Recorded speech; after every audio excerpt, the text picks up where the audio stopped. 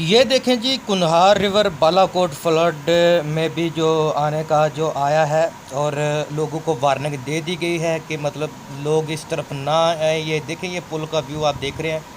ये जो है ये कुन्हार रिवर बालाकोट, यहाँ ये आप लोग देख रहे हैं। ये जो सैलाब आ रहा आया है, पानी ही पानी, तो लोग ऊपर देख रहे हैं। तो ये लोगों के लिए वार्निंग है जी, आप लोग ज़रा देख के सोच समझ कर इस तरफ आएँ।